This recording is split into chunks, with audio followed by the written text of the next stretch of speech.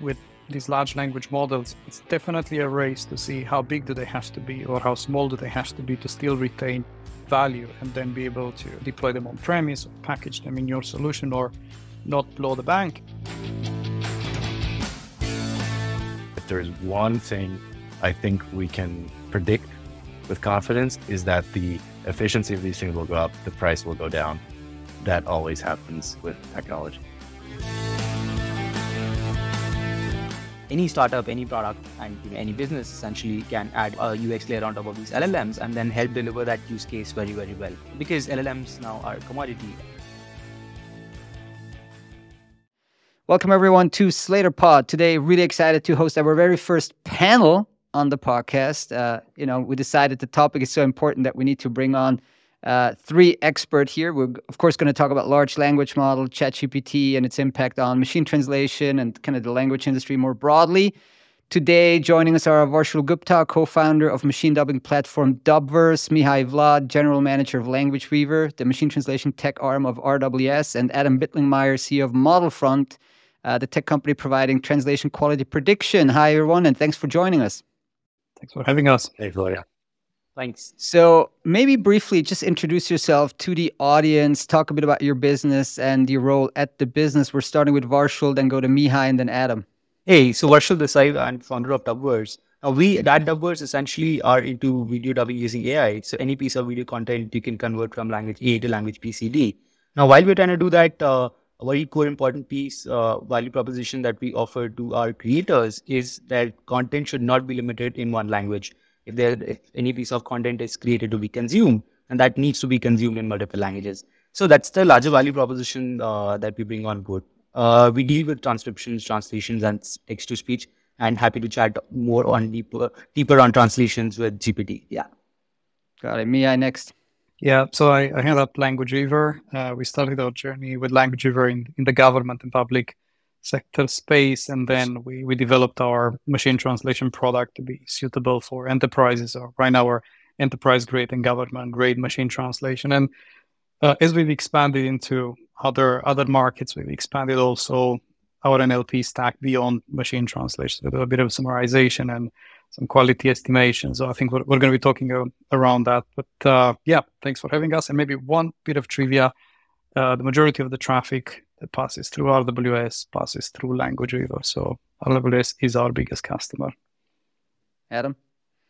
Hi, I'm Adam. So yeah, my background sort of started in the consumer side in Google Translate.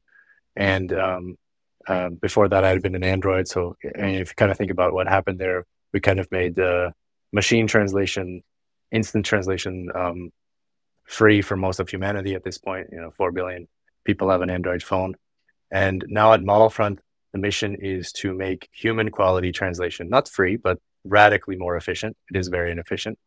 And so we do that by predicting which machine translated segments or human translated segments even do not require human post-editing or do not require human review to get the same final quality, but skipping a significant portion of the segments. And at Modelfront, so we mainly work with buyers, translation buyers who have large volumes, tens of millions or hundreds of millions or even a few billion a year. And then, it's like a machine translation API. It basically gets integrated in their TMS. Great, thanks. So really kind of a broad spectrum from the AI, from the MT side, but also, of course, startup with Varshul there and Adam. So I want to start just by kind of collecting everybody's maybe personal experience over the past 3 to 4 months with ChatGPT. It feels like it's been ages, right? But it's only been like 3-4 months, and ChatGPT and other LLMs. So my personal one, maybe just to start, like I remember when it came out, I tested it. I dug out my old OpenAI account, like, oh, wow, it still works. I can still log in. I can still use it. So I didn't have to kind of wait in line. Started playing around, then initially produced like a short video where we where the ChatGPT pretended to be a translation manager and like talk to each other, and we put it in a Synthesia video and uploaded it on YouTube, and lo and behold, it got like 4 times more views than the average podcast we do, which is ridiculous.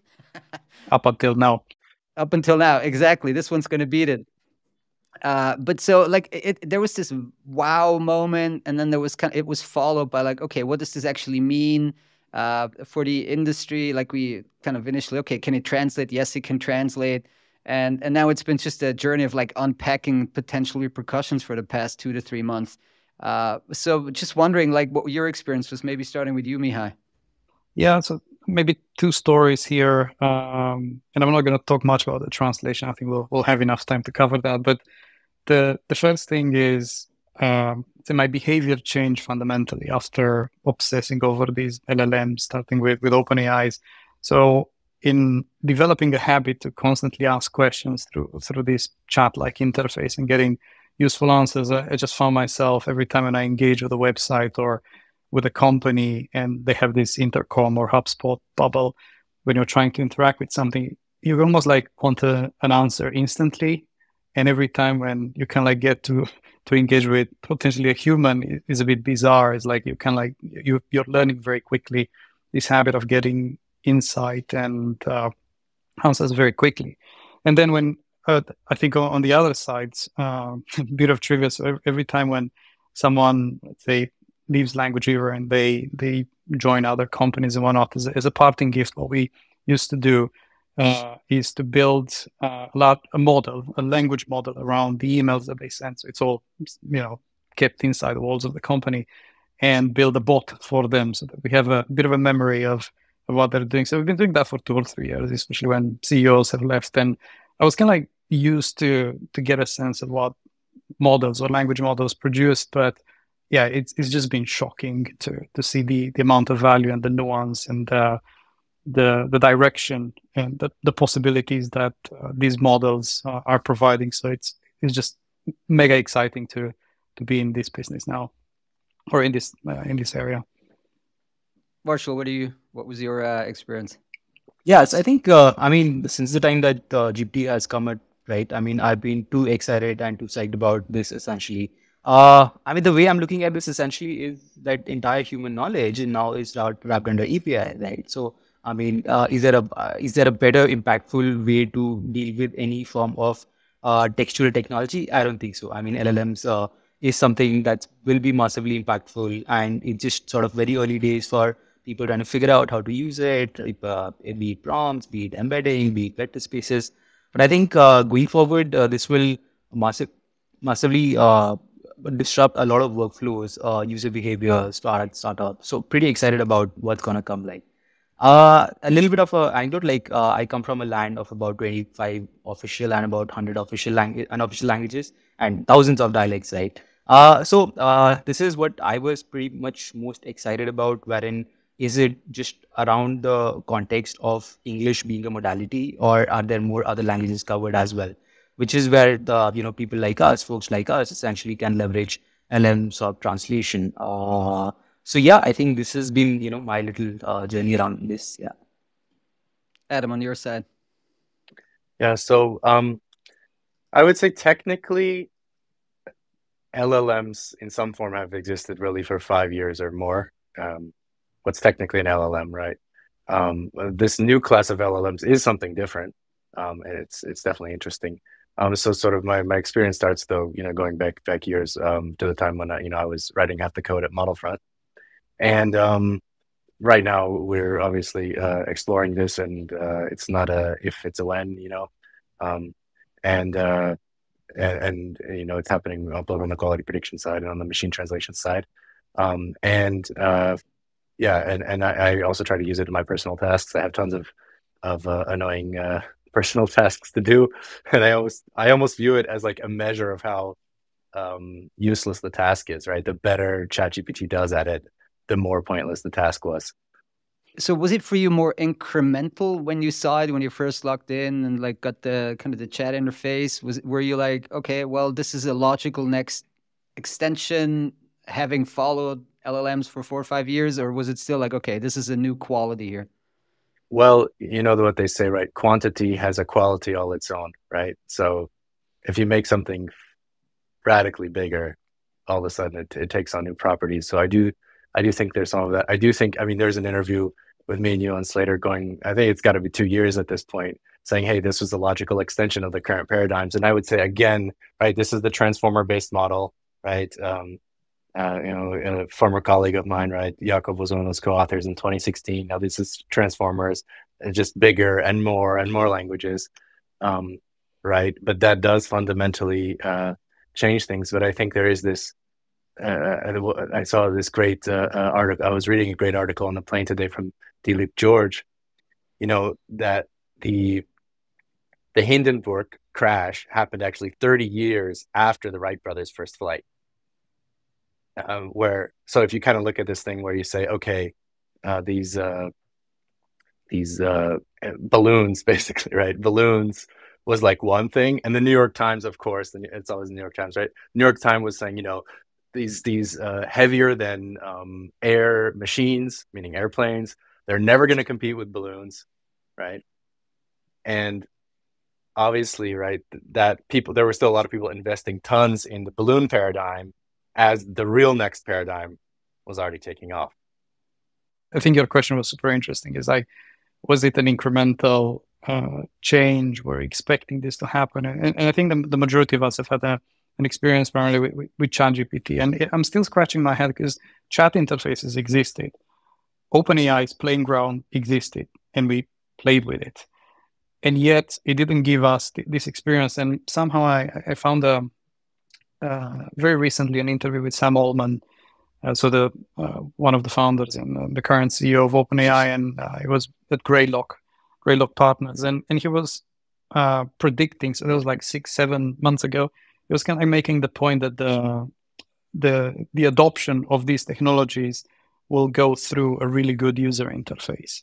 And he was making the points like, look, no one has actually taken on Google, no one has actually taken on search, and he was kind of like insisting on the user interface. And yet, I think there's more than the combination of the two, like really good models and the chat interface. Yes, it's easy to understand the chat interface, but I think it's ultimately a collection of more layers, maybe a safety layer, maybe more models behind the chat interface, maybe more filters, a bit of history, passing on context. So I think we probably want to simplify this and say, well, it's just the chat interface on top of a large language model. That's the killer application.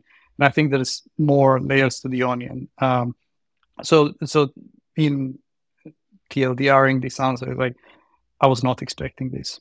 Definitely. It makes sense looking backwards, but it felt very surprising, and it still feels very surreal. Varshil, from your clients, kind of early clients, established clients, what were some of the initial feedback you got, inbound you got? Has there been a lot of kind of feedback, or was it relatively muted so far? Yeah, essentially, when we talk about languages, right, specifically in India, it's very contextual. So the Hindi is the most popular language that's being spoken, and I'm a native Hindi speaker. But then when we converse day to day, it's not pure Hindi. It's a mix of Hindi and English, right? So that's what, I mean, we were, for the first time when we were trying this out, we were surprised to see the results, right? Because practically this is all of the translation systems that are currently built are based on textual translations, are bookish translations, versus we do more of AV content, audiovisual, more conversational, more day-to-day sort of stuff. So that's one of the biggest problems that our clients used to have, wherein even if you do machine translation, let's say from English to Hindi, it's still not consumable. So we went through a cycle of trying to come up with feature sets which can deal with more mixed languages of translation. And now with GPT, essentially we are looking to remove that sort of custom build stack and then essentially just work our way with prompts, wherein it can now essentially scale to each and every language, domain, use case, right? And I don't have to custom build config for all of my clients. Yeah. Adam, from your clients, was there like outreach, like, hey, what are you guys doing about this? Like, just so far it's been somewhat quiet. We definitely get the question sort of like, how does this all fit together, right? If you kind of look at what we do, it's a little bit, right? I mean, fundamentally, if you found a technology business, it means that you believe there is a gap between what it is possible, at least for the right team to build, and what people can get in their hands today. So that gap existed when we founded the company, right? Which is why we founded it. And so arguably this sort of makes that gap a little bit bigger even.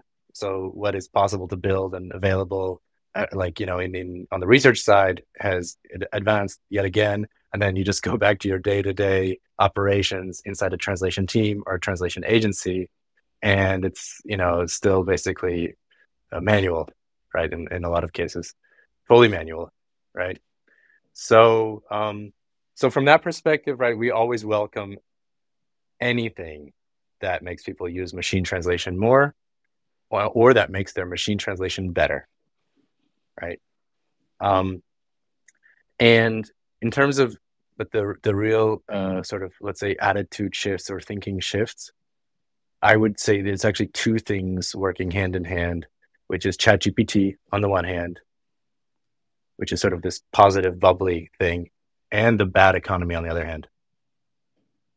And it's because they're happening at the same time, it's very hard to disentangle those two. But there is definitely a new openness to more automation.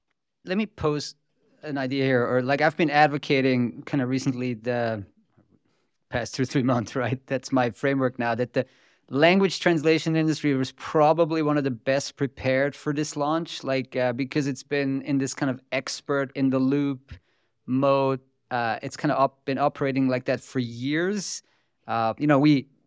We say it's later like it's no longer like human in the loop. It's kind of expert in the loop because the human can't really add a ton to like good machine translation anymore. But like, do you think this is a naive view, or would you agree that as an industry, and now I'm not just talking about machine translation, but like the whole like language services industry has been or is probably one of the best prepared? What do you think, Mihai? I totally agree with it. It is not a naive view at all, and I think there's more layers to that. So yes, maybe the whole localization industry, or let's call it language industry, was lucky to have had this human-machine interaction honed across, let's say, machine translation. But the tasks, the linguistic tasks, go beyond just post-editing what the machine got wrong. Maybe you change the nuance a bit. Maybe you change a bit of the culture, the tuning.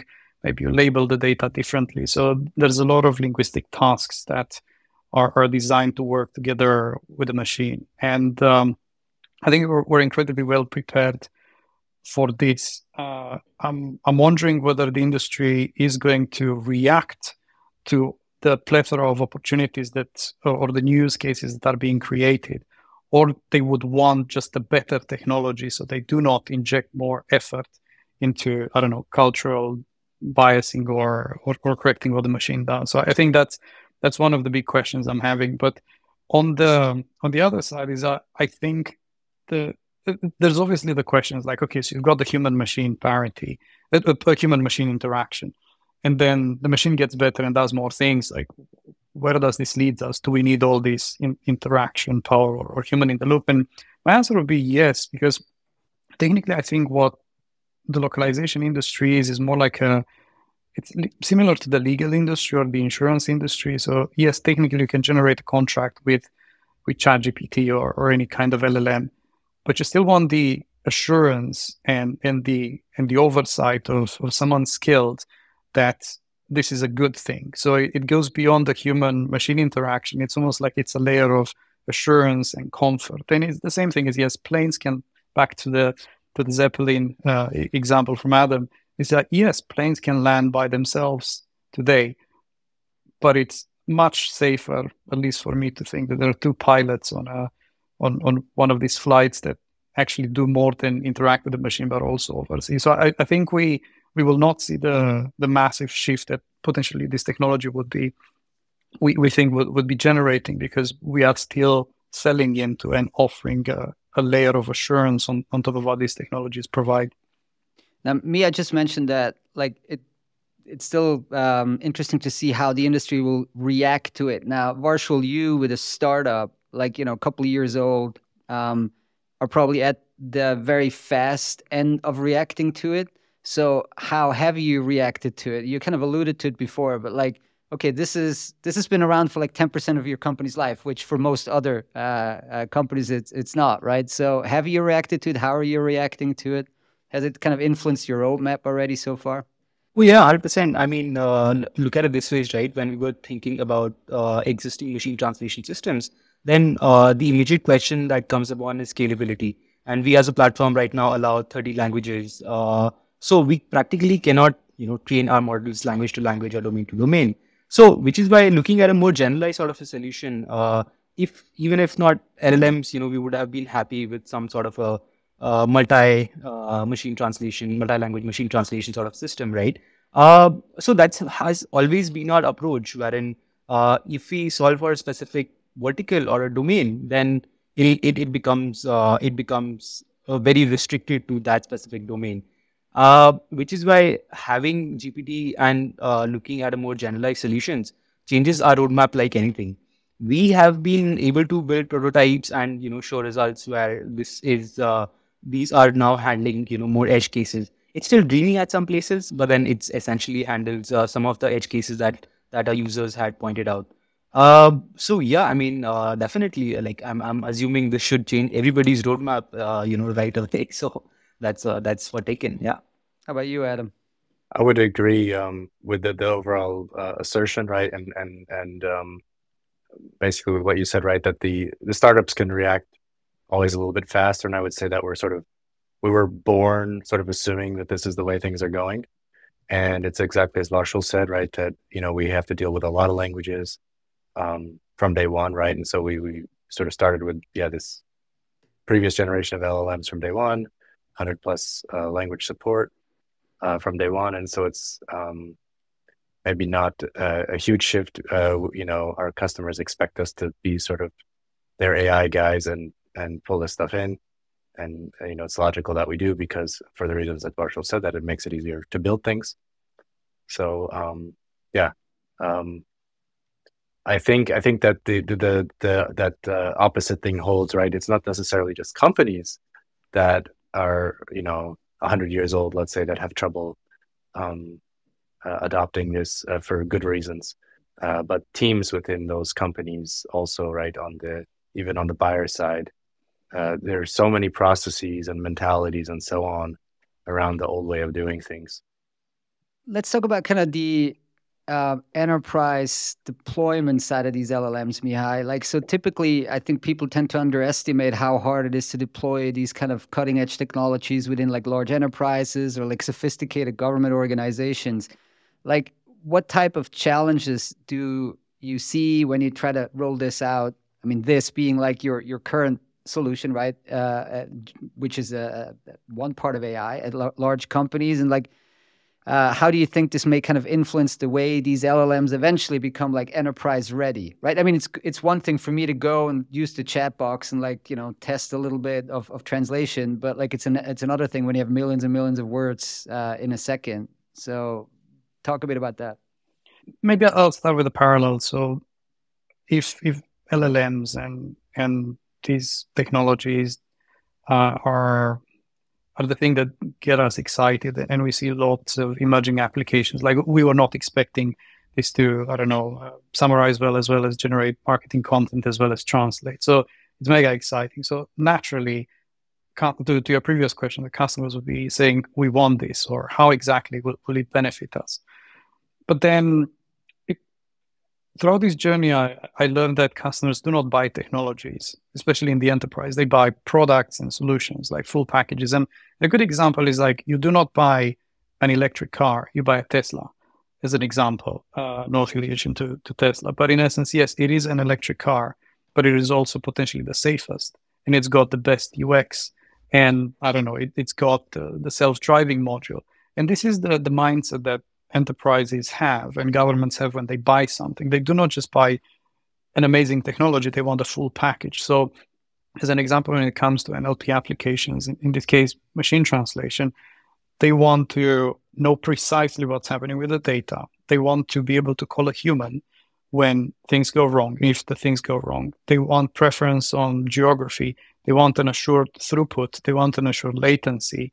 And if they spot an error, like, maybe the diacritics, or maybe the decimal separator, or the nuance of the translation, in this case, isn't good, they want you to fix it. And they want you to fix it at scale. And then they want this thing to be integrated with their systems. And then they want some different models to speak different nuances. So I think when you play the enterprise game, you need to balance all these things into consideration. You can make an amazing solution that no one buys because it's going to be super expensive, like the next computer from Steve Jobs. Amazing technology, no one necessarily could afford the price, even if it had perfect objective programming. So I think what we're going to be seeing with these large language models is it's definitely a race to see how big do they have to be or how small do they have to be to still retain value and then be able to, I don't know, deploy them on premise or package them in your solution or not blow the bank. And then just to be transparent, like Christian was saying in the previous podcast he had, which I think is a brilliant episode and people should definitely check it out. What a brilliant guy. And he was saying is like, look, large language models ultimately create a competitive pressure to rethink your technology, especially if the GPT Turbo cost is lower and they're going for reach. You need to rethink your business model and think exactly how you're going to be providing this for the enterprise. So lots of homework to be done by a lot of the providers. Adam, what are some of the parameters that people need to be aware of in an enterprise setting? Like, okay, quality is one thing, but then if it's super slow, then you can't use it. So what are like the 3, 4, 5, 6 parameters that you need to hit if you want to use something at, the millions and tens of millions of words scale per, second, minute, what have you? Well, I would say before any of that is just the security and data privacy. Right? That's the most obvious thing. Why, let's say, there isn't going to be a single LLM to rule the world. Why this is going to fragment. Just jump in here. Does anybody know what's the privacy policy of OpenAI? I mean, I'm quite cautious what I'm putting in there right now. Like, is it just free for all, or is there, when you sign up for the paid version, they actually have some kind of privacy policy? Does anybody know? I looked very briefly into it, and also I'm very cautious. And I have friends who pretty much the enterprise prohibited access to them. They work in development, and they just don't want developers to post code that potentially could be absorbed. But in essence, I think if you pay the Plus subscription, they say that they retain the data, but they're not looking at it after 30 days. And I'm not sure if it's live yet, but there are some enterprise offerings whereby, I don't know, maybe they segregated the data, but we don't know yet. There are, however, super interesting companies like in this trifecta of LLM players. So it's OpenAI, it's Cohere, and Anthropic. And I think Cohere is probably the one that's going very hard on the enterprise and data privacy and the multilingual aspect of these LLMs. So very interesting company to look into. Yeah, we had Nick. I probably said it 10 times now because I'm so proud. I had him on the podcast about a year ago, 6 months ago, when they were still available. Now it might be it'd be a little harder to get, Nick, from Cohere. But just very briefly back, Adam. So you're saying, I mean, privacy, data security. So then quality, latency, throughput. Like, can you just give listeners a bit of an idea what type of performance would be required that obviously a ChatGPT couldn't deliver in terms of the throughput, for example, and cost? If you look at human translation workflows, I mean, they can be machine translation, post-editing workflows. I don't actually, by the standards of pure machine translation workflows, the large ones, or other systems like ads or search or whatever, they're not that high throughput. If we're talking like Google, Facebook scale, they're not that high throughput, right? The billion words a year, that's not, but the largest ORs are at a few billion words a year. It's not that much, right? And so that really, they are a little bit spiky, right? So it really comes down to price per word, and then the price of these things. And usually, no matter what, if you can, do it at a reasonable scale, the machine price is still radically less than the price of the human stuff that it's hopefully making more efficient, right? So if there's one thing, it's very hard to see the future, but if there's one thing I think we can predict with confidence, that the efficiency of these things will go up, the price will go down. That always happens with technology. So I'm not too concerned about that. Varshul, have you hit like the limitations of, I don't know, whatever API you plug in right now, and what were some of the limitations so far? So primarily, we are on the stage of looking at some eval metrics around how we can, better measure this. But then more importantly, throughput matters to us, yes, but then accuracy beats throughput any day, right? So that's how we look at our current systems.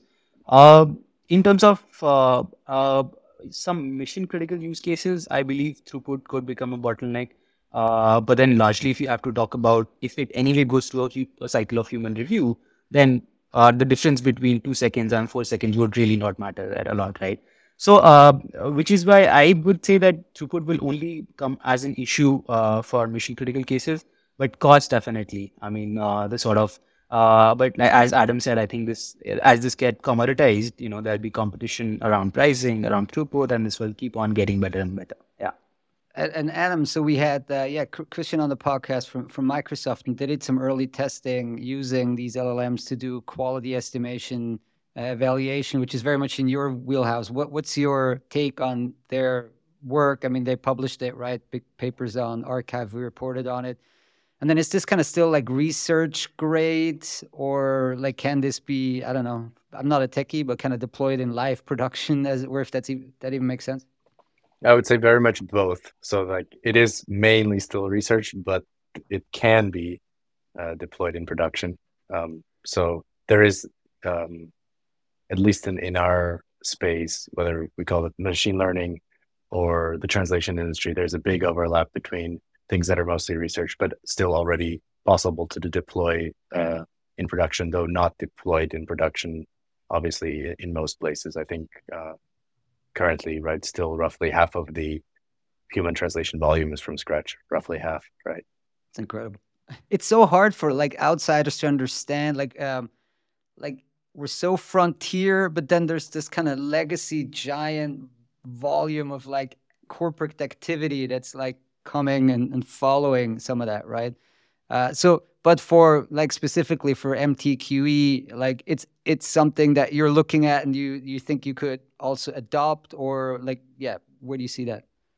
Oh yeah, and I think there's a ton of self-selection there, because by definition, anyone doing MTQE is on the more advanced end of the spectrum, whether they're a provider like we are, or whether they're a user of it. They're all more on the advanced end of the spectrum.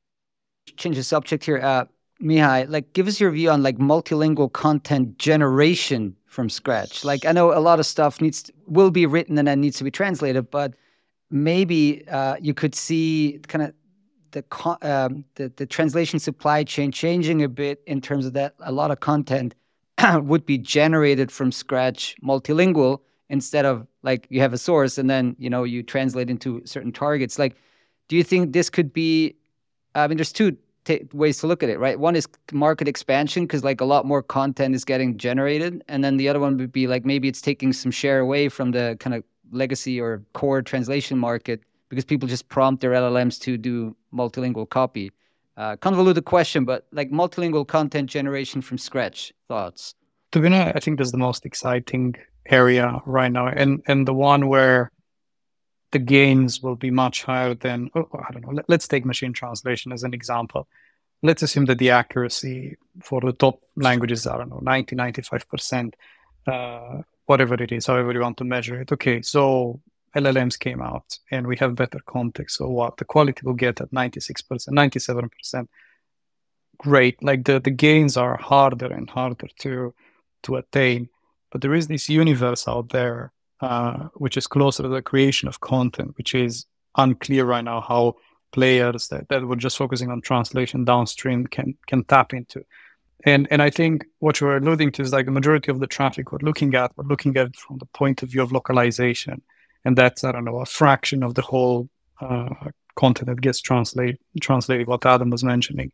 But I think we're going to be seeing smart language service providers moving closer to the creation of content, if not offering services, because I think the translation, as you were alluding to, is going to happen closer to the generation. We're not going to be having creation, then a TMX file exported, then send it to a localization agency, then get it back, put it up. And I think we've seen, I can't recall if it's Canva or whomever built a localization business around their core products. It feels to me like the multilingual aspects are getting close or more upstream, if you call it upstream. And I think the cost per variant or the cost per page created will drop so much that we will not be, I think we're going to be seeing lots of drafts and lots of variations. And I think that the way we generate content will change fundamentally. And if you can create it in language to begin with, it generally changes the complexion of the whole marketing translation landscape. So I'm not sure if my answer was less convoluted than your question, but it is definitely an area where a lot of people should be looking if they're not looking already. You've been talking internally very kind of extensively about this. And then initially I was so excited in the sense of like, almost every translation kind of could start with just a multilingual prompt. But then internally I got a lot of pushback from people saying, no. I mean, there's oftentimes the translation is required because you have a source and that thing needs to go very kind of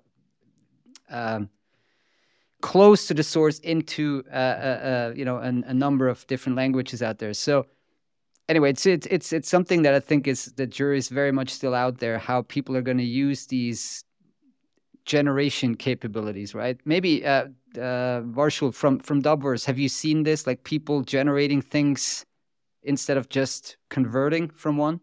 Yeah, essentially, if we talk about that duplication of a content in multiple languages, it's also a form of creation. From that lens, this is, kind of creating content, right? That's what we at Dubverse do at the very core, wherein the entire, the idea of trying to convert your content into multiple languages right now is very hard with a lot of human in the loop, human dependence, a lot of to and fro cycles. Versus if you're able to power this with AI, right, then the cost of production comes down. So as the cost of production comes down, we'll see a lot of more and more interesting sort of content being generated rather than created. I think that's what happened with search, right? I mean, the entire idea of looking at search as an indexing problem versus a generation problem massively changed the way that Bing had come up with their own version of GPT, right? And then Google had to dance. So that's how I think I look at it. And most of these problems will now be a form of generation problems. So yeah. Quickly about like the perception for you, Varshul, like Dubverse, right? I mean, there's so much buzz in the market over the past 3-4 months. So many kind of simple front end offerings are popping up with a nice website, and you can easily scroll through, and it promises you the moons and the stars, right? Now, how has this kind of hype impacted your maybe top of funnel and just kind of your ability to cut through the noise out there and make sure that people understand, hey, this is actually, something that's robust. It's been out there for, a couple of years and it's working, as opposed to just a simple front end to some like API. Yeah. I mean, it's definitely more than that, because the way we look at this, any sort of a use case or a workflow is pretty much intricate, right? It's not just a function of trying to, just chat through a chat window and then, help solve for your use case. I was just creating some presentation. There's another app called Gamma app, again, no affiliations, but there the ability to create certain content is very, very fast, right? Because you are right now talking about democratization of a design skill set. Now I don't have to go to a designer. I can just go to this app and start creating my presentation. So that's what will happen across use cases. But then I think the workflow of any use case, be it dubbing, subtitling, presentation creation, so on and so forth, will require more these intricate tools. So I think the importance of UX on top of LLMs becomes massively important, because any startup, any product, and any business essentially can add a UX layer on top of these LLMs and then help deliver that use case very, very well. So because LLMs now are a commodity, like how we've been discussing, so a UX essentially, which ends up collecting more niche data, is how we are looking at our current systems. Yeah. But have you seen, like, I guess, competition for mindshare from these, like, I mean, there's probably 1,000 or 2,000 like .ai something with language out there now that were in the round 5 months ago. Have you seen kind of competition from them for just mindshare and people's attention? On the other hand, we've actually seen this competition benefiting us because just as a function of better SEO and better having like some sense of reaching out to the user, we have been able to acquire a lot of users, especially since we started our product in this Jan itself. So that ways we've already done about 37,000 hours of content, roughly in about 30 languages, which essentially says that people are excited about this. People do want to give it a try. People do want to end up going through that experience, that magic of trying to create your content in multiple languages. In our case, and so on and so forth. I think that's what it's largely benefited us, if I have to say. Yeah. Yeah, that's good. I mean, same here. I mean, we're seeing traffic going up. Like really arcane, like niche search terms are now all of a sudden starting to rank quite high. Hey, Adam, so when you're triaging with Modelfront, like you're triaging what needs to still go into kind of the expert in the loop side of things, where could an LLM support translators, maybe post editors day to day in that part? Like you've used the LLM now or implemented your own version of it, of course, to kind of triage what's perfect out of human in the loop, but what remains human in the loop. Where do you see LLMs potentially helping translators there?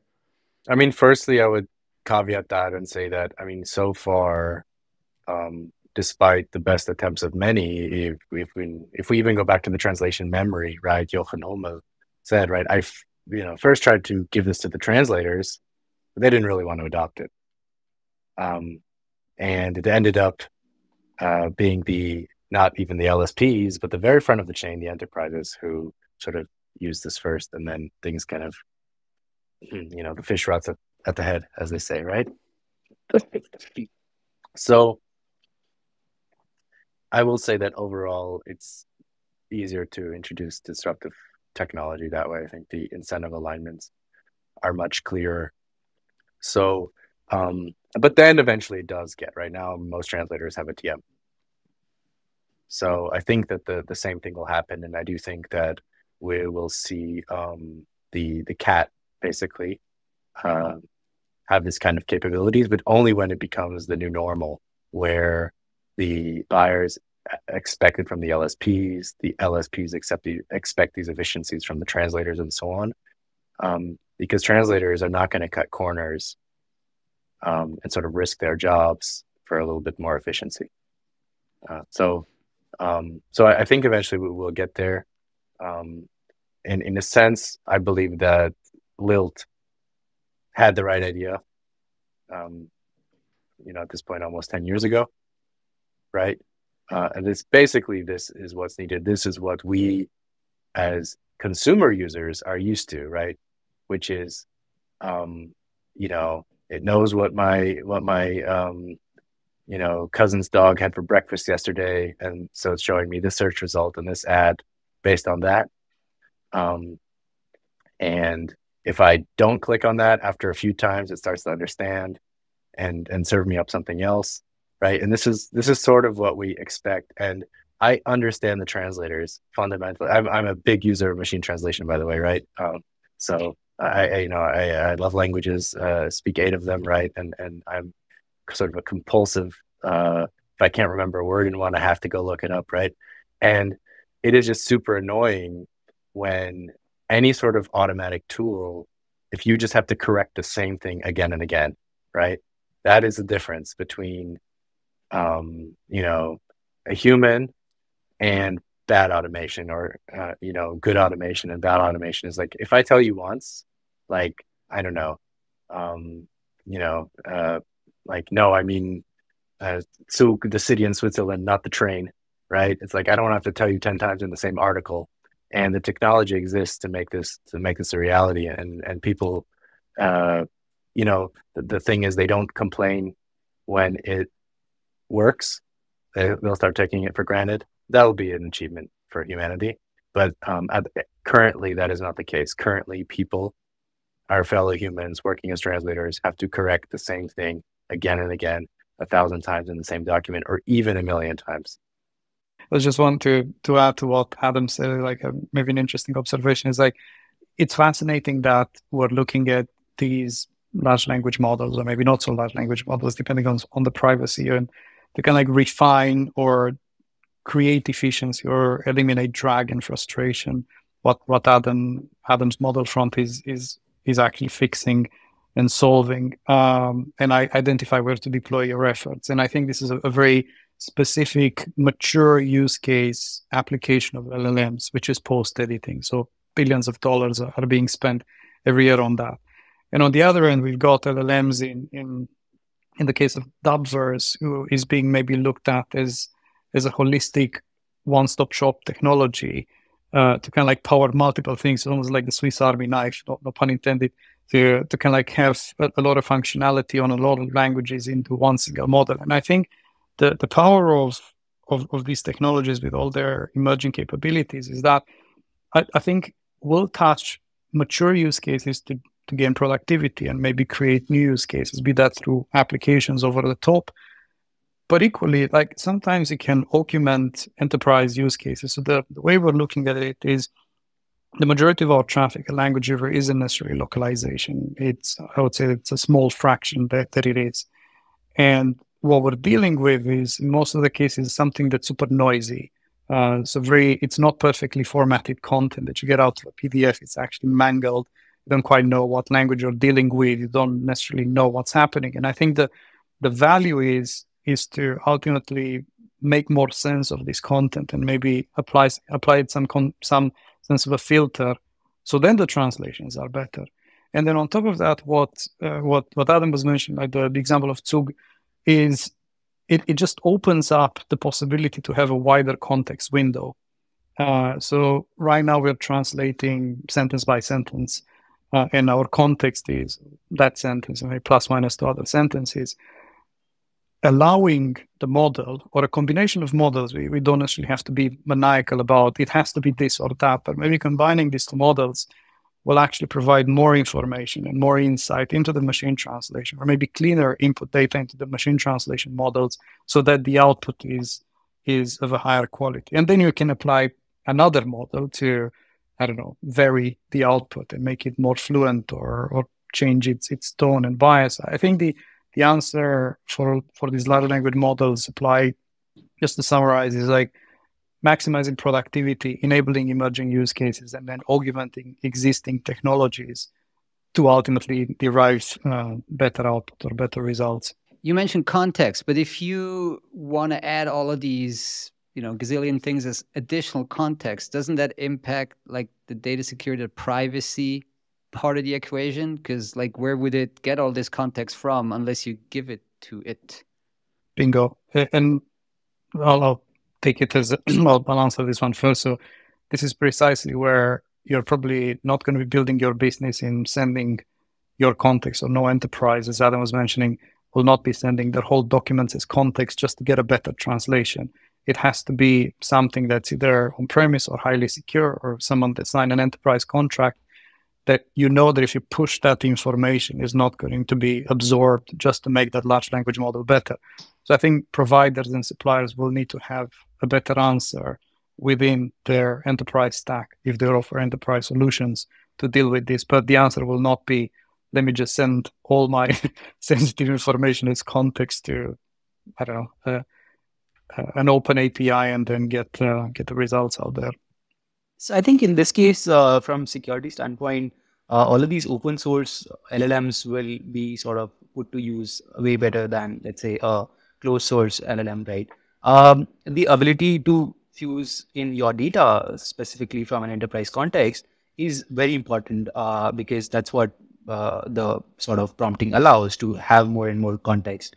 So with this, there might be like a very big opportunity for these these enterprises having their having a version of open source LLM and then fine tune to their use case with their context, so they don't end up sending all of their data to OpenAI and then have something which is more on premise.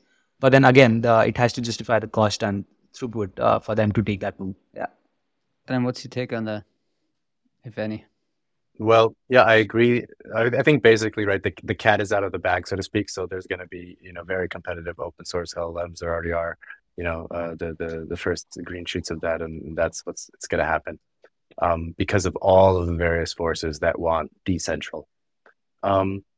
To go back to this privacy standpoint, I think you, Florian, since you know the sort of Swiss and German markets very well, if we look at machine translation, Mihai described the privacy terms of ChatGPT, right? Of OpenAI, and they're pretty similar to the machine translation API privacy policies for the cloud-based ones, right? Which is right. If you're just using the free version, well, it is what it is, right? And if you pay up, of course, you can get your own, and that's not good enough for some people, especially if they're a direct competitor to the provider itself, or in OpenAI's case, the major investor of the competitor of the provider, which is Microsoft, right? So, but Florian, you know very well what happened in Central Europe, which is, employees at all the companies just use DeepL and translate.google.com, the consumer version, nonstop every day for their daily work, whether the head of security, allows it or not. And that sort of forces the hand of the enterprises to provide something. And not only should they provide something and send a nasty email, but they should provide something and do something like customize it or something so that it actually works slightly better, so that the people in their large organization are incentivized to use it. And to me, it smells very, very similar with this kind of a ChatGPT scenario, right? Where you got to do something, because there's a lot of useless tasks inside a large enterprise. And so there's a lot of rational decisions by employees to use something like ChatGPT. And so everyone's got to provide it, whether they like it or not. And how they provide it, like you mentioned, open source. I still have a hard time wrapping my head around this. So we got this ChatGPT that's closed source, despite OpenAI being open. But then, so what? All of a sudden, 3 months later, we have 500 giga open source things lying on some Hugging Face that I can download and run locally, or how? Enterprise-facing companies, you mentioned Cohere, or I could see RWS doing that, right? I mean, saying, hey, we've got this enterprise grade one, it's on-prem, blah blah blah, right? And you don't have to go to Hugging Face yourself. It's going to cost you a few $100K, but I think the interesting thing here is, whilst you have on one end potentially the largest of largest models, properly trained with reinforcement learning and safety layers on top of them, and whatever secrets are getting to such good quality. And that's one extreme, and that's in the cloud, and it's probably going to be very hard to shrink, even if the story is that the model isn't larger than 8 gigs, so technically it could sit on your phone. But I think to run it properly on a capacity, you need that extreme for hundreds of thousands of users. On the other end, you've got slightly smaller large language models running on your computer, on your Mac, and everything in between. And I think the size of the model and the capacity will be an element. But I think Adam makes a very interesting point, is I think providing the right value to the employees of an enterprise that have to do this meaningless task over and over will be probably important. And if you can build a business case, if you remove 10% of that effort and you free the resources to do something more intelligent, what is the value of that? Is it 100K? Is it 1 million? Is it 2 million? Who knows? And this is, I think, where the size of the model will be potentially less important than just solving the answer whilst abiding to data privacy. I think enterprises and everyone should get very clued up to the point that what their asset is the data that they produce. And if they're happy to give it away, be it an enterprise or us as consumers, for some efficiency gains, I don't think they're getting a good bargain. And I think they have to be more clued up. And I think we're going to see more nuance on how you trade your data and how you deal with it than we've seen before. Let's see how it evolves. Let's take the point of view of a services-focused company. Many LSPs, and there's thousands, right, are very much focused on the service. Yes, they have tech, they buy some, they license some, they maybe develop a bit themselves. but at the end of the day, they're very much service-focused companies. Like, how should they react to this right now? Should they kind of wait and observe, or let things shake out a bit and see who's kind of becoming the winner, or should they like really be on top of this and remain very much cutting edge? So I think in this case, what will end up happening is after a certain period of holdout, you start to see patterns. Probably enterprise starts adopting more open LLMs. More consumer use cases are on OpenAI. So I think all of this will play out to a level where this will be part of our workflow, a day-to-day workflow, right? And that's not just valid for LSPs, enterprise, but like be it any SME or SMB sort of a business, right? So one way to look at this could be to sort of wait it out and then actually see once the storm settles. So how are the patterns emerging? Yeah. What do you think, Mihai? Like, watch or be freaking out about I mean, to me, it's like very hard. Like every day there's a new breakthrough and you feel like everything's obsolete like 24 hours later. So how do you react to that? Personally, it's hard for me to keep up. It's just crazy, the adoption and the excitement. And maybe Christian in the previous podcast had an interesting point. We're at the top of the hype. We're seeing a lot of cool demos, cool applications, and then we might hit a wall. Things will cool down. But I'll tell you what feels different. So I joined Language Weaver 5 or 6 years ago when the neural MT wave was starting. And it took a while to latch on. Interestingly, we were using some neural models at the back end of the last stages of the model just to make the translations a bit smoother. And I think the majority of the top providers were doing that. And then we were pushing to adopt this technology. And we had the luxury of, laggards or cynics will say, well, this will never catch on. This is nothing, is to be ignored. And we had the luxury of 2 to 3 years, and then it was the right technology. But what's happening right now with these models is like people are not questioning whether they will take the risk and do something about it. They are just doing it, and they are doing it at the rate that it's incredibly hard to keep up. So if you layer on top of that, and Andy Grove's idea of only the paranoid survive, I think it's a massive risk not to act right now, especially if you're a service provider. So what if you're wrong? Fine, you would have wasted some resources, but the positive impact, it's an asymmetric bet. If it goes right, you'll be the first, and you're going to be ahead of the curve, and you will be maximizing the gains, like Adam was mentioning. You will be more efficient, and especially if you're a service provider or a technology-enabled service provider, because you have the relationship with your customers. And if you can deliver a better service because you just got yourself a better technology, you should do it, and you should go 100% into this. Because again, worst case scenario, nothing happens. It's a small investment, but if it goes well, everyone has to gain. So maybe just to summarize the answer is the rate of adoption cannot be ignored. It feels very different than it felt 5 or 6 years ago. And I think the risk of not acting is larger. And I think in this area is like a bite of the saying is like many of wrong steps been taken by standing still. And I totally believe that this is the case with these technologies. To be proven wrong by Christian in 6 months. We'll see.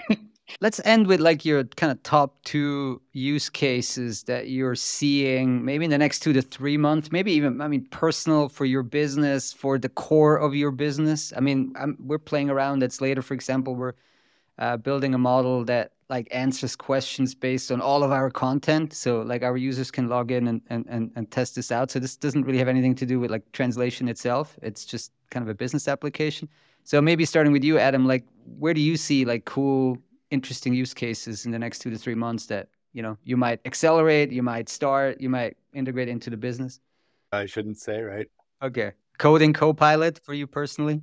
But I think that fundamentally the fragmentation is what defines the language industry tasks and our tasks in other areas, right? So fragmentation. So I think that if you look at sort of like the biggest volume, most automatable use cases, in some sense, the stuff that we focus on, right, where it's extremely repetitive and high volume and so on, and you have a lot of data, those don't benefit as much from this type of thing because they were already, in some sense, the most automatable, right? The best handled by machine learning. And what's really interesting, is all these little corners, these little niches where it didn't justify a huge investment in machine learning, but all of a sudden, machine learning became so much more accessible that now you can get something, and you don't have to know how to code, right? Or you know how to code, but you don't have to go code something, right? It's also, for all of us here, it's also faster to just open up OpenAI.com for some little thing. So I really think that it's the niches, but it is the long tails really make a difference, right? So you take something like Google search, something like 50% of Google search queries have never been queried before. Isn't that amazing? Which shows you the exponential expressiveness of language, right? It's just the math, this many characters combined, right? These are the number of combinations, right? So basically, if you had something that only covered sort of the things that are very common, you'd cover, okay, half, but there's still half that's uncovered. And so anything that is able to deal with these the long tail in some is very, very powerful.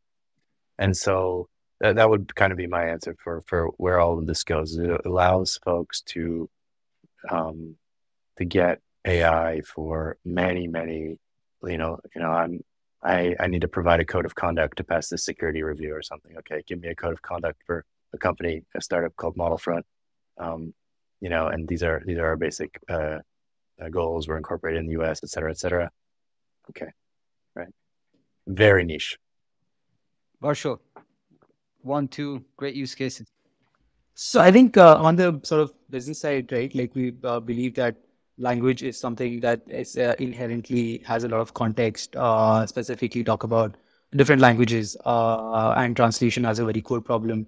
So we're looking to build systems which are more around prompts where, you can essentially prompt your way through a translation and get it more concise in a way that, hey, this particular content needs to be translated for kids. So then it would definitely not use expletives, right? It'll basically keep it very simple, sort of a language format. That's one thing that we're exploring on the business side. And I think on the personal side, I hate doing taxes. So if there's a way that this can do taxes for me, then I'm all yours. Yeah. Text GPT. I'm sure somebody bought the domain in all its forms. Yeah. I'm looking now. Cool business idea. I think I look at these things in two camps. The use cases that I find interesting, I think is augmented, or maybe 3 buckets. I think it's augmenters of existing technologies, as I mentioned. So this can make machine translation better by surrounding it with extra modules.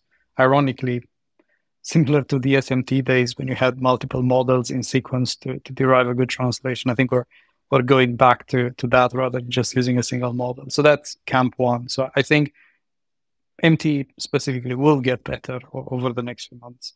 That's one.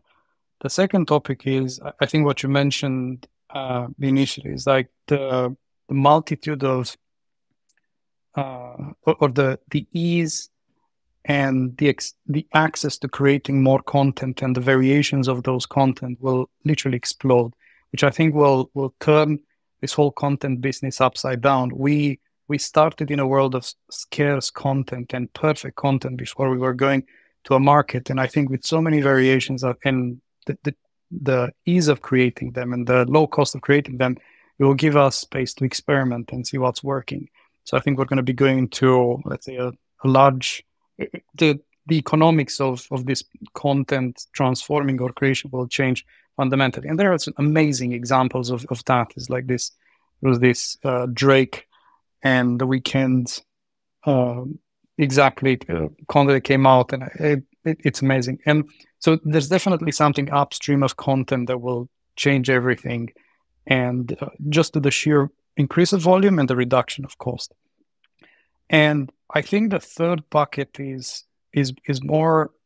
It's something that fascinates me, and I never quite thought it would work. It's like, systems used to work in clearly defining the interfaces amongst them, and these are usually called APIs, application programming interfaces. And you have to spend so much time to make sure that you have the right parameter in this API call with this API server. It had to be pristine, and you would spend hours and hours with engineers to do this, to get two systems to work. And surprisingly, these systems are able to talk to each other using language.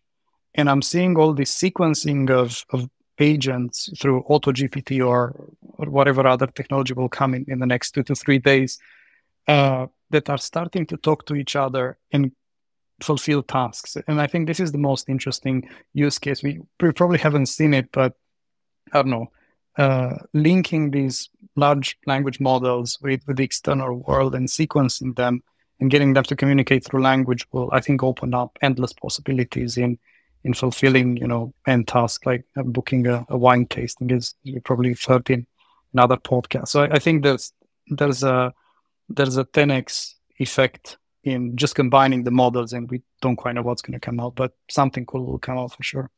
We force the machines to use our language to communicate with each other. Brilliant. Genius. This is happening, right? I maybe Mihai is referencing LangChain in the LangChain ecosystem. Bingo. And there's also this AutoGPT. I'm not sure if you played a bit with it. Something you can like sequences. So it's almost like LangChain plus. It's worth looking into it. It's super interesting. Apparently, like people talk about hype. Apparently, they got more stars on GitHub than PyTorch, which is in a matter of a week or two, which is bonkers. But hey, we're definitely riding either the hype or the beginning of something. All right. Look, we'll schedule a podcast on Friday and see where it all went, right? No. Or maybe ask AutoGPT to schedule it for you. Yeah, there's all these like, hey, give the topic and then it'll write a podcast outline. So far, nope, can't do it. Still had to do this manually. But yeah, I'll look for my use cases here. The one that I've used most is the most ridiculous one. It's like jumbled data into a table, like just like copy paste and then hey, make a table out of it. But yeah, let's not close on this. Maybe we'll cut that out. That was like the worst possible use case. Anyway, gentlemen, it was a pleasure having you on. Thanks so much. This was really insightful for myself and for the listeners, I'm sure as well. So thanks so much for taking the time today.